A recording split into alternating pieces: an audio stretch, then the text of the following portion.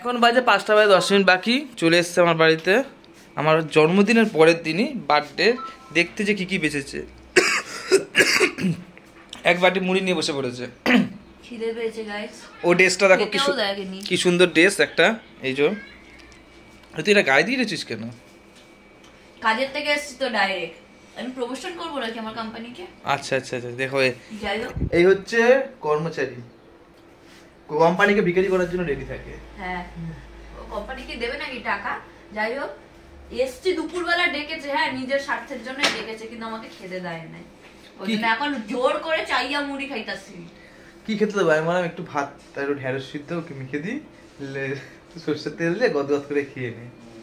তো আচ্ছা তুই যে কালকে তো ভালো কথা, আমি খেতে বসছি, মালটা এসে ফ্রিজ থেকে খুলে কেক খেয়ে নিয়েছে। খাবলে এইটুকু একটা কেক। হ্যাঁ কয়টুকুনি? এইটুকু। হ্যাঁ প্রথমবারের সাইজটা কিন্তু ছোট ছিল।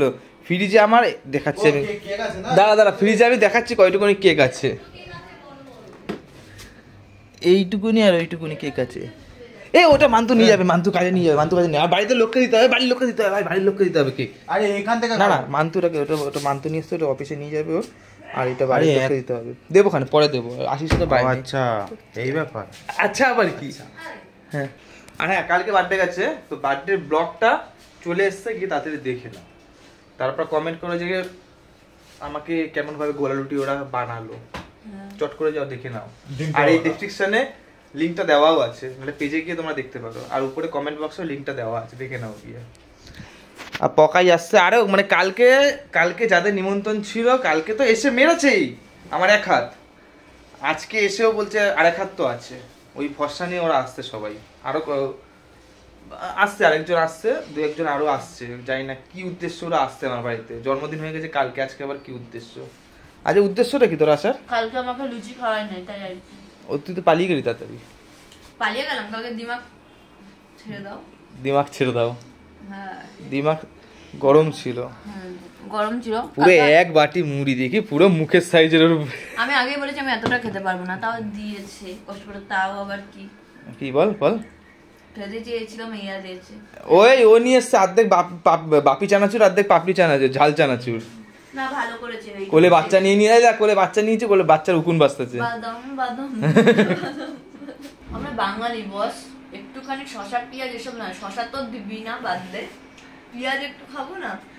তো পেঁয়াজ মুড়িতে মাস্ট লাগবেই তো, না দিলে হবে না। লঙ্কা আছে? হ্যাঁ না ওটা দরকার, পেঁয়াজ না হলে বাঙালির কি মুড়ি, ফিকা ফিকা মুড়ি দিচ্ছে।